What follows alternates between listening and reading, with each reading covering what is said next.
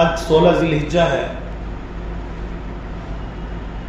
ابھی ہم عید الاضحیٰ کے مبارک ایام سے فارغ ہوئے ہیں.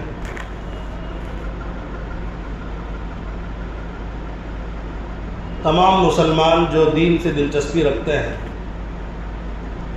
وہ اس بات سے بخوبی واقف ہیں، اچھی طرح اس بات کو جانتے اور سمجھتے ہیں کہ ذی الحجہ اور محرم کا جو مہینہ ہے کچھ ایسے ہستیوں کی قربانیوں اور شہادت کا مہینہ ہے جن کی یاد کو بار بار تازہ کیا جاتا ہے اور اس سے اپنے آپ کو ہمت دی جاتی ہے اور تقویت پہنچائی جاتی ہے، ایمان کے جذبے میں اضافہ کیا جاتا ہے، ایمان کی قوت کو بڑھایا جاتا ہے. بولنے میں بہت آسان ہے شہادت، لفظ شہادت کہ اللہ کے راستے میں شہید ہو جانا، یہ بولنا آسان لگتا ہے، لیکن کبھی کبھی تصور میں ڈوب کر دیکھا کریے، صرف اللہ کے نام پر اپنے آپ کو قربان کر دینا، پسینہ نہیں خون بہانا، یہ کس قدر عزیمت اور حوصلے اور ہمت کا کام ہے. یا آپ کبھی کبھی بیٹھ کر تصور میں غور کیا کریں، سوچا کریں اگر کسی کی شہید کی جگہ میں ہوتا تو میری کیا حالت ہوتی. مجھے پتا ہے کہ میں اپنی جان کو ہتھیلی پر رکھ چکا ہوں، مجھے پتا ہے کہ میں جس باطل کا مقابلہ کر رہا ہوں ہو سکتا ہے کہ وہ اتنا طاقتور ہے کہ وہ مجھ پر حملہ آور ہو جائے، یعنی ایک طرح کا گمان پیدا ہو جائے، بظاہر آپ کو نظر آنے لگے، لیکن آپ مقابلہ صرف اور صرف اس بنیاد پر کر رہے ہیں کہ اللہ کا حکم ہے، اللہ کو راضی کرنا ہے.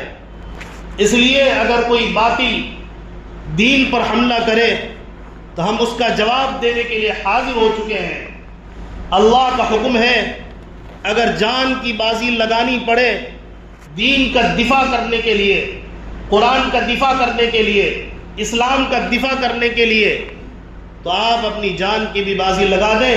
اس موڑ پر میں کھڑا ہوں اور وہ تلوار باطل کی میرے گردن پر پڑ جائے اور میرا سارا خون بہہ جائے اور میں زندگی کی آخری سانس لوں، تب آپ کو معلوم ہوگا کہ یہ شہادت یہ کتنی بڑی آزمائش ہے.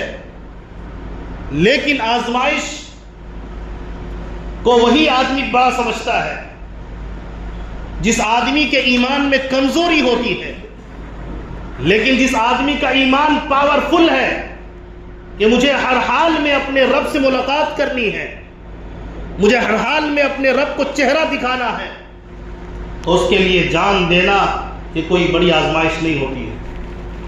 اللہ کے حکم کے آگے جان دینے کو ہی اپنے لیے باعث سعادت سمجھتے ہیں، خوش نصیبی سمجھتے ہیں کہ میری جان دنیا کے حوالے نہ ہوئی، میری جان تو اللہ کے حکموں پر چلی گئی. اس لیے وہ پیچھے نہیں ہٹتے بلکہ خوش نصیبی سمجھتے ہیں کہ میرے خون کا ایک ایک قطرہ اللہ کے نام پر بہہ گیا، اپنے خالق اور مالک کے نام پر بہہ گیا. جس ذات نے مجھے پیدا کیا تھا اس ذات کے نام پر میرا ایک ایک خون کا قطرہ بہہ گیا. یہ میرے لیے تو خوش نصیبی کی بات ہے. اسی لیے وہ لوگ کہا کرتے ہیں کہ جان دی ہوئی اسی کی تھی، حق تو یہ ہے کہ حق ادا نہ ہوا. یہ وہ ماہ چل رہا ہے ذی الحجہ کا مہینہ، جہاں ایک طرف ہم حضرت اسماعیل علیہ السلام، حضرت ابراہیم علیہ السلام کی قربانیوں اور آزمائشوں کو یاد کرتے ہیں، وہیں ہمارے اور آپ کے آقا حضرت محمد الرسول اللہ صلی اللہ علیہ وسلم کے صحابہ، جانثار صحابہ نے جو قربانیاں پیش کی ہیں ان واقعات کو بھی یاد کیا جاتا ہے. تو معلوم ہوتا ہے اسی ماہ ذی الحجہ میں قربانی کو دہراتے ہوئے، قربانی کی یاد کو تازہ کرتے ہوئے اور عملی مثال پیش کرتے ہوئے حضرت عثمان غنی رضی اللہ تعالی عنہ نے اپنا قدم آگے بڑھایا اور جام شہادت نوش کیا. اور مکے کی پاک سرزمین کو خون ریز ہونے سے بچا لیا. اپنا خون بہانا گوارا کیا لیکن کسی اور کا خون بہے. حضرت عثمان غنی رضی اللہ تعالی عنہ کا خون بھی بہایا گیا. ان کی بھی شہادت اسی ماہ ذی الحجہ میں 18 ذی الحجہ کو ہوئی ہے. ہم بڑے زور و شور سے حضرت حسین رضی اللہ تعالی عنہ، حضرت سیدنا حسین رضی اللہ تعالی عنہ نواز رسول کی قربانی کو یاد کرتے ہیں.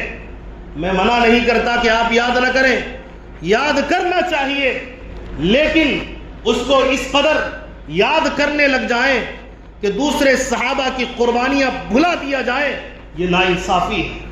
آپ نبی کے صحابہ، وہ صحابہ جو نبی کے لیے ہر آن تیار رہتے تھے، جان کو فدا کرنے کے لیے تیار رہتے تھے، صرف ایک صحابی رسول نواز رسول کی قربانی کو یاد کیا جائے، دوسرے صحابہ کی قربانی کو بھلا دیا جائے، یہ صحابہ کرام کے خون کے ساتھ ناانصافی ہے. ہمیں معلوم ہونا چاہیے حضرت حسین رضی اللہ تعالی عنہ سے پہلے داماد رسول، بلکہ اس سے بھی پہلے نبی کے چہیتے اور نبی کے لاڈلے صحابی حضرت عمر فاروق رضی اللہ تعالی عنہ کی شہادت ہوئی ہے. ان کے بعد داماد رسول حضرت عثمان غنی رضی اللہ تعالی عنہ کی شہادت بھی اسی ماہ ذی الحجہ میں ہوئی ہے. 18 ذی الحجہ کو حضرت عثمان غنی رضی اللہ تعالی عنہ نبی پاک علیہ الصلوۃ والسلام کے داماد، جن کے نکاح میں 2 بیٹیاں پیارے آقا صلی اللہ علیہ وسلم کی آئی ہوئی ہے، نبی نے اپنی زندگی میں ان کو جنت کی بشارت دی ہے. وہ اپنی آنکھوں کے سامنے یہ دیکھ رہے ہیں، میں دنیا سے جاؤں گا تو مجھے کوئی تکلیف نہیں پہنچے گی، بلکہ میں سیدھا جنت میں پہنچوں گا اور جنت میں میرا گھر ہوگا. میرے لیے تو آسائش اور آرام کی جگہ موجود ہے، لیکن اس کے باوجود قربانیوں پر قربانیاں آپ کو حیرت زدہ نہ کر دے، آپ کو تعجب میں نہ ڈالے، آپ کے ایمان کو مضبوط نہ کرے، آپ کے ایمان میں زیادتی پیدا نہ کرے. میں سمجھتا ہوں کہ آپ کا ایمان دھندلا ہو چکا ہے، بلکہ تقریباً آپ کا ایمان جو مر چکا ہے. آپ کا ایمان سویا نہیں بلکہ مر چکا ہے. جو سویا ہے اسے اٹھایا جاتا ہے تو اٹھ جاتا ہے. اگر ایمان مر چکا ہو تو آدمی اٹھائے تو کیسے اٹھے گا؟ جو آدمی مر جاتا ہے اٹھانے کے بعد نہیں اٹھا کرتا.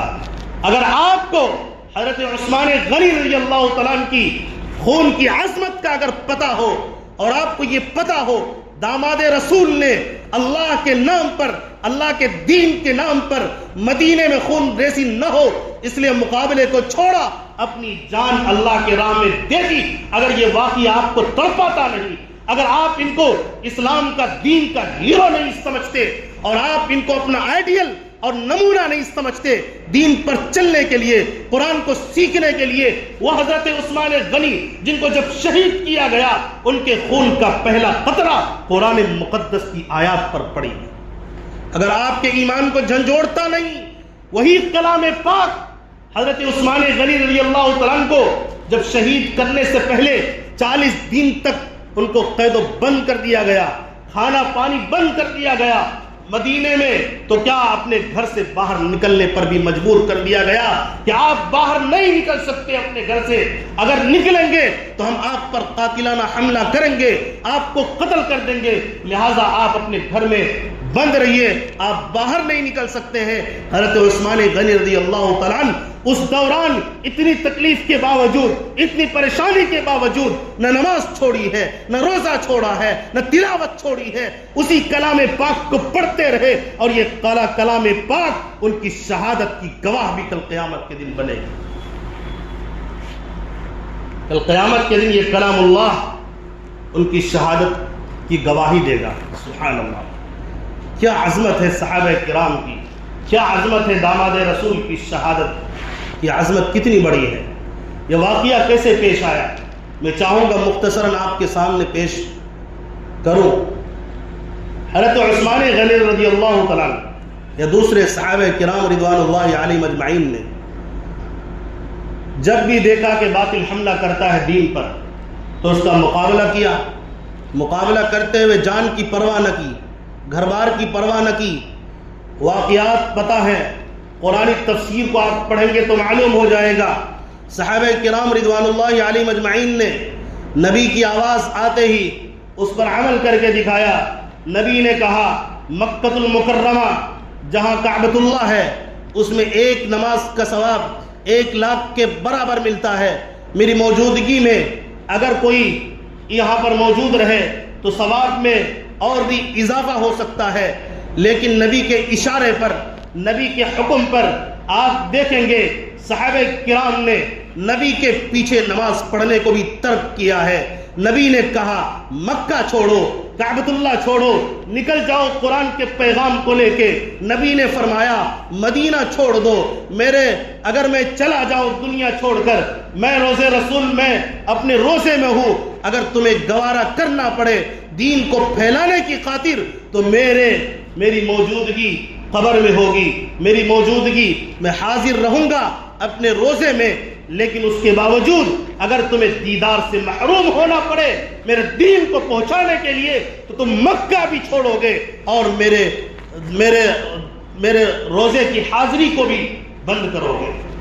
کیا صحابہ کرام رضوان اللہ علیہم اجمعین نے نبی کی بات پر کبھی یہ بہانہ بنایا کہ اللہ کے نبی آپ مکہ چھوڑ کر مجھے کہاں جانے کے لیے کہہ رہے ہیں؟ ملک شام میں کون سی بڑی فضیلت ہے، عراق میں کون سی بڑی فضیلت ہے، فلسطین میں کون سی بڑی فضیلت ہے؟ مکہ سے زیادہ فضیلت تو نہیں، مدینہ سے زیادہ فضیلت تو نہیں۔ کبھی آپ نے اعتراض سنا؟ نہیں سنا۔ انہوں نے قربانیاں دی، اس کو مانیے اور سمجھیے نبی کا جب حکم آ جائے مکے کو بھی چھوڑا جا سکتا ہے، کعبۃ اللہ کی نمازیں بھی چھوڑی جا سکتی ہے، مدینہ پاک میں نماز کی ادائیگی بھی چھوڑی جا سکتی ہے، رسول پاک کی در کی حاضری بھی چھوڑی جا سکتی ہے، اس لیے کہ جب نبی کا حکم آئے روزے رسول کے قریب رہو، یہی ایمان کا تقاضا ہے۔ جب رسول کا فرمان آ جائے مدینے میں موجود رہو تو یہی ایمان کی غیرت اور حمیت کا تقاضا ہے، رسول پاک سے محبت کا تقاضا ہے۔ نبی جب کہے مکے میں رہو، کعبۃ اللہ میں نماز ادا کرو،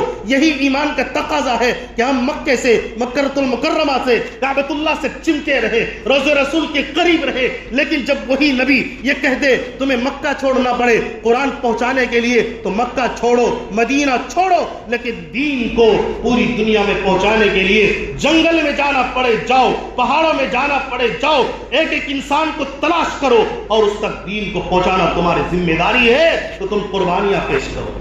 صحابہ نے نبی کی صحبتوں کو چھوڑ دیا، اپنے گھر بار کو قربان کیا، اسباب اور سہولتوں کو، سہولت نہ ہونے کے باوجود، کم ہونے کے باوجود قربانیاں دی۔ آج ہمیں کہا جاتا ہے کلام پڑھو تو ہم پر چوں تک نہیں رینگتا ہے۔ جب ہم پہ کہا جاتا ہے قرآن پڑھ لیجئے، نماز پڑھ لیجئے، ہمیں اپنے مال یاد آتے ہیں، اپنی تجارتیں یاد آتی ہیں، گھر بار یاد آتے ہیں، اولاد یاد آتے ہیں۔ مجھے بتائیے آج بھی لوگ نماز پڑھتے ہیں، آج بھی لوگ قرآن پڑھتے ہیں، انہوں نے کون سے گھر والوں کا نقصان کیا؟ انہوں نے کون سے تجارت کا نقصان کیا؟ اللہ کی قسم یہ 100% شیطانی چال ہے جو آپ کو شیطان کہتا ہے، پٹیاں پڑھاتا ہے۔ نماز چھوڑو گے تو اچھا رہے گا تمہاری تجارت کے لیے، نماز چھوڑو گے تو تجارت کے لیے وقت بچے گا، نماز چھوڑو گے اولاد کے لیے وقت بچے گا، نماز چھوڑو گے عیاشی کے لیے وقت بچے گا۔ یہ شیطان تمہیں وسوسے میں ڈال کر جہنم کے قریب کرتا ہے۔ اگر ہوش کے ناخن نہیں لیے، مسجد سے اپنا رشتہ نہیں جوڑا، نماز سے اپنا رشتہ نہیں جوڑا، قرآن پاک میں اپنا وقت نہیں دیا، آپ ناکامی کے اوپر چل رہے ہیں اور ان قریب آپ کے نام ناکامی لکھ دیا جائے گا اور آپ سوچتے ہوئے تڑپتے ہوئے بھی اس ناکامی کو واپس نہیں کر سکتے اور کامیابی میں تبدیل نہیں کر سکتے۔ حضرت عثمان غنی رضی اللہ عنہ داماد رسول ہیں، لیکن کبھی کبھی بادشاہ کے خلاف باغی تیار ہو جاتے ہیں۔ بادشاہ اور حاکم وقت، خلیفہ وقت کتنا بھی پارسا اور بزرگ ہو، کتنا بھی اللہ والا ہو، کتنا بھی دیانت دار ہو، کتنا بھی انصاف کرنے والا ہو، لیکن اگر شیطانی چال آپ کے دل و دماغ پر اثر انداز ہو جائے تو پھر آپ کو کسی چیز کی عظمت سمجھ میں نہیں آتی، خلیفے کی عظمت سمجھ میں نہیں آتی، داماد رسول کی عظمت سمجھ نہیں آتی۔ ایسے ہی کچھ پاگل لوگ تیار ہو گئے، ان کے خلاف کھڑے ہو گئے، باغیوں کی جماعت کھڑی ہو گئی۔ ہر دور میں اچھے لوگوں کے مقابلے میں خراب لوگ کھڑے ہو جاتے ہیں، حضرت عثمان غنی کے بھی خلاف لوگ کھڑے ہو گئے، ان کی عظمت کو بھول گئے، اپنی خواہشات نفس کے لیے اور اپنی کرسی کے لیے، اپنی کرسی کو حاصل کرنے کے لیے اور اپنی سرداری حاصل کرنے کے لیے، اپنی عزت اور ناموری کے لیے ان پر اعتراض کرنا شروع کر دیا۔ اعتراض کیا ہے؟ بڑی لمبی تفصیلات ہے، میں اس میں نہیں جانا چاہتا۔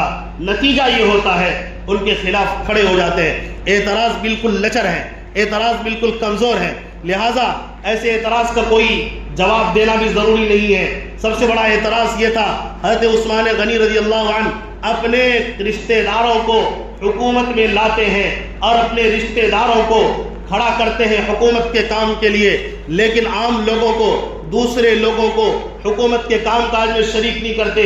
ظاہر ہے یہ بہت ہی بیکار اعتراض تھا، یہ لچر اعتراض تھا۔ جب بادشاہ کے قریبی رشتہ داروں میں وہ صلاحیت کے پہاڑ موجود ہیں تو تم کو کس بنیاد پر تلاش کیا جائے گا؟ تم سے اچھی صلاحیت والے میرے رشتہ دار میں موجود ہیں تو تم کو کیوں یاد کیا جائے گا؟ جو کام تم کر سکتے ہو اس سے بہتر طریقے سے میرا رشتہ دار کر سکتا ہے۔ میں خلیفۃ المسلمین ہوں تو میرے لیے کون سی ناجائز بات ہے کہ میں اپنے رشتہ دار کو کھڑا نہ کروں؟ لہٰذا ایسے اعتراض کا کوئی جواب نہیں ہوتا، یہ لچر اعتراض تھے، اس لیے وہ لوگ کھڑے ہوئے، اور بھی بہت سارے بلا وجہ کے تعویلات تھے، اس لیے ان کے خلاف کھڑے ہوئے۔ سب سے پہلے انہوں نے پلاننگ کی کہ جمعے کا دن ہوگا جب منبر رسول پر حضرت عثمان خطبہ دینے کے لیے کھڑے ہوں گے، آپ میں سے سب لوگ چاروں طرف بیٹھ جائیں گے۔ چنانچہ باغی وہ جمعے کے دن آئے اور چاروں طرف بیٹھ گئے، ایک جگہ نہیں بیٹھے، ایک صف میں نہیں بیٹھے، کچھ اس صف میں بیٹھا، کچھ پیچھے میں، کچھ آگے میں، کچھ دائیں کچھ بائیں، چاروں طرف سے ایک جمگھٹا بنا کر بڑی تعداد میں مسجد نبوی میں جمع ہو گئے۔ حضرت عثمان غنی رضی اللہ تعالیٰ عنہ کو ایک شخص کھڑا ہوتا ہے اور کہتا ہے کہ آپ ممبر پر سے اتر جائیے، اور جب ممبر پر سے اترنے کے لیے کہا، ممبر پر اترنے پر دیر ہوئی تو یہ ظالم آگے بڑھے۔ حضرت عثمان غنی رضی اللہ تعالی عنہ کا جو عصا تھا، وہ عصا جو نبی نے پکڑا تھا، نبی پاک علیہ الصلوۃ والسلام کی لاٹھی، نبی کا عصا جس کو حضرت اور نبی پاک علیہ الصلوۃ والسلام نے بھی استعمال کیا، ان کے بعد حضرت ابوبکر صدیق رضی اللہ عنہ نے بھی استعمال کیا، حضرت عمر فاروق نے بھی استعمال کیا۔ آج حضرت عثمان غنی کے ہاتھوں میں وہ مبارک عصا ہے، ان ظالموں نے اس مبارک عصے کی قدر نہ کی، ان کے ہاتھ سے چھین کر توڑ دیا۔ ہاں یہ وہ ظالمین و مجرمین ہے جن کا دل نبی کی محبت سے خالی ہے۔ اگر نبی سے محبت ہوتی، اس عصا سے، نبی کے لاٹھی سے بھی محبت ہوتی، نبی کے در و دیوار سے بھی محبت ہوتی، نبی کی مسجد سے بھی محبت ہوتی۔ اس ظالم کو نہ داماد رسول کی قدر ہے، اس ظالم کو نہ نبی سے محبت ہے۔ محبت کے جھوٹے دعوے دار مکار شیطانوں نے نبی کے عصا کو مسجد نبوی میں روضے رسول کے قریب توڑ دیا، ہاتھ سے چھین کر۔ اتنے پر خاموش نہیں رہے، صحابہ کرام میں ایک صاحب کھڑے ہوئے، محمد بن مسلمہ کھڑے ہوئے اور جواب دینا شروع کیا، اے ظالموں رک جاؤ، اے مجرموں رک جاؤ، داماد رسول کے ساتھ تم غلط کر رہے ہو، تم ناحق پر ہو، تم باطل پر ہو۔ ان کو دھکا دے کر بٹھا دیا گیا، اور بھی صحابہ کرام جس طرح ان کے مقابلے کے لیے، باتوں کے مقابلے کے لیے کھڑے ہوئے، ان کو بٹھا دیا گیا، یہاں تک کہ سارے جتنے مجرمین تھے وہ کھڑے ہو گئے، اور یہ سب سازشی درندے، یہ سارے لوگ ہاتھ میں پتھر لے کر آئے تھے داماد رسول کو لہو لہان کرنے کے لیے، مسجد نبوی میں آواز کو بلند کرنے کے لیے، مسجد نبوی کو خون سے بھرنے کے لیے۔ یہ باغی، یہ طاغی، وقت کے دشمن، نبی کے مسجد کے دشمن، اللہ کے نبی پاک علیہ الصلوۃ والسلام کے روزے کے دشمن، جہاں آواز کو بلند کرنا بھی ناجائز اور حرام ہے۔ قرآن کہتا ہے، یا ایھا الذین آمنوا لا ترفعوا اصواتکم فوق صوت النبی، اے لوگو نبی کے پاس آواز کو بلند نہ کرو۔ نبی بغل میں، نبی پاک علیہ الصلوۃ والسلام مسجد نبوی میں روزے رسول میں آرام فرماتے ہیں۔ یہ باغی، یہ طاغی، یہ دشمن حضرت عثمان غنی رضی اللہ تعالیٰ عنہ پر حملہ کرنے کے لیے آواز بھی بلند کرتے ہیں، نبی کی شان میں گستاخی کرتے ہیں، نبی پاک علیہ الصلوۃ والسلام کی موجودگی کا خیال نہیں کرتے، مسجد نبوی کا خیال نہیں کرتے۔ پتہ یہ چلا یہ صرف حضرت عثمان غنی کے دشمن نہیں، یہ اصل میں نبی کے دین کے دشمن اور داماد رسول کے دشمن، مسجد نبوی کے دشمن تھے۔ حضرت عثمان غنی پر پتھراؤ کرنا شروع کر دیا، یہاں تک کہ حضرت عثمان غنی رضی اللہ تعالیٰ عنہ زخم کی تاب نہ لے کر خون سے لہو لہان ہو کر منبر پر سے گر گئے۔ حضرت عثمان غنی رضی اللہ تعالیٰ عنہ کو کسی طرح وہاں سے اٹھا کر قصر خلافت میں لایا گیا، اس محل میں لایا گیا جہاں وہ تشریف رکھا کرتے تھے، اپنے گھر میں ان کو لایا گیا، منتقل کیا گیا۔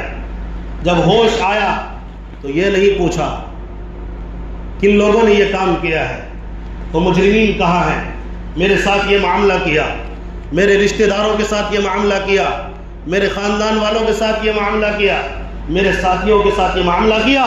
داماد رسول نے یہ نہیں پوچھا، داماد رسول نے کہا وہ مجرمین کا تو چھوڑیے، پہلے یہ بتائیے مدینے والے کیسے؟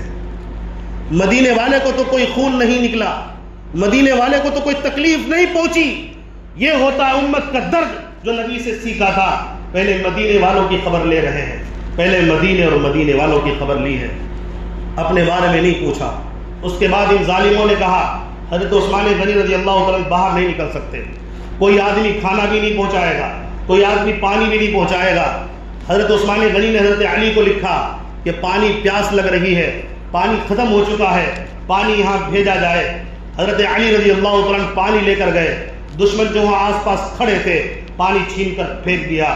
حضرت علی رضی اللہ تعالیٰ نے اپنی پگڑی اتاری اور خلافت کے محل میں پھینک دیا، یہ کہہ کر کہ میں تو آیا تھا لیکن ان ظالمین نے آگ کا لایا ہوا جو میں لے کر پانی آیا تھا، ان ظالمین نے پانی کا قطرہ تک پھینک دیا۔ اس کے بعد اتنا تنگ کر دیا کہ دیکھا کہ کوئی چارہ کار نہیں، حضرت عثمان غنی رضی اللہ تعالیٰ چھت پر آئے، لوگوں کو بلایا جو ظالمین تھے، کہا تمہیں پتہ نہیں تم کن کے ساتھ ظلم کر رہے ہو؟ یہی وہ مسجد نبوی ہے جہاں تم نے مجھے نماز پڑھنے سے روکا۔ جب نبی پاک علیہ الصلوۃ والسلام نے دیکھا مسجد چھوٹی ہے، جگہ کم ہے، نبی نے کہا کون ہے جو اس کی زمین کو وسیع کرے گا، خرید کر شامل کرے گا؟ میں وہ شخص ہوں جو میں نے مسجد نبوی کو بڑا کیا، اس میں آج تم لوگ نماز پڑھنے کو جائز سمجھتے ہو لیکن میرے لیے ناجائز کر دیے۔ وہ کنواں جس سے تم لوگ اپنی پیاس کو بجھاتے ہو، اس کنویں کو خرید کر میں نے ہی نبی کے حکم پر قربان کیا تھا، اس کنویں سے پانی پینا تک مجھ سے تم نے چھین لیا۔ پیاسے کو دشمن بھی پیاس سے منع نہیں کرتا بلکہ پانی دیا کرتا ہے، پانی سے منع نہیں کیا کرتا، تم تو کافر اور مشرک سے بدتر نکلے۔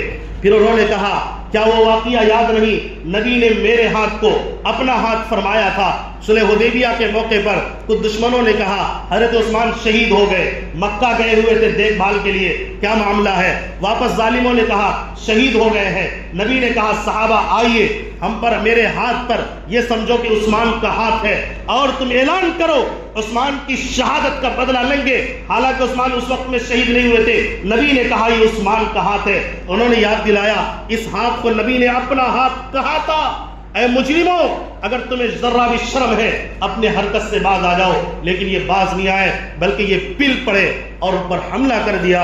حملہ کرنے کے دوران جب ان کی شہادت ہوتی ہے، خون کا پہلا قطرہ قرآن مقدس کی آیت فَسَيَكْفِيكَهُمُ اللَّهُ پر پڑتی ہے، جس کا مطلب یہ ہے ان ظالموں کے لیے اللہ ہی کافی ہے۔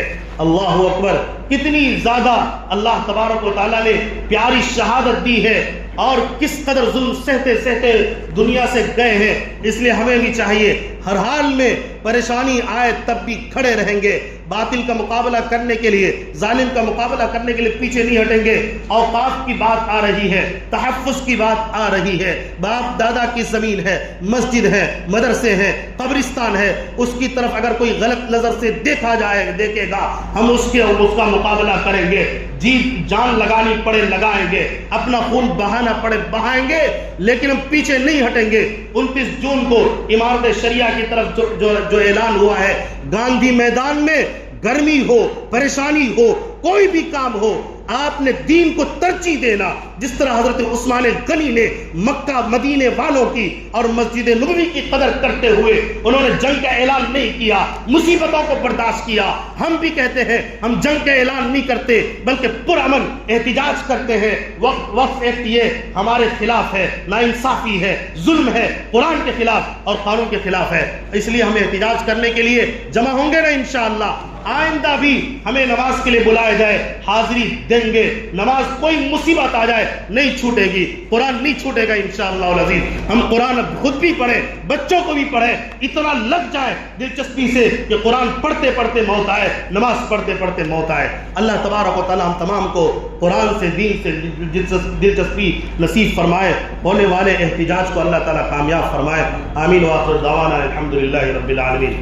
جو حضرات بیمار ہیں ان کے لیے دعائے صحت کر دے, اللہ تعالیٰ صحت نصیب فرمائے. جو دنیا سے رخصت